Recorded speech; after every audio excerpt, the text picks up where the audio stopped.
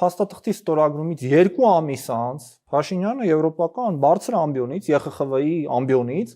ասում է ես դատապարտում եմ Հայաստանի տարածքի նկատմամբ այլ տեղանուն կպցնելը, դա ասում է ագրեսիա է մեր պետության նկատմամբ, որին ես 100%-ով համաձայն եմ։ Բայց գիտեք դա ով է անում։ Դա այն ԵԽԽՎ խեղճ պատվիրակը չէր այդ անգլիացու վրա որ մունաթ էր գալիս։ Դա Ադրբեջանի նախագահն է, դա Ադրբեջանի արտգործ նախարարն է։ Ես ասում եմ, որ վարչապետը պաշտոնապես արձանագրում է,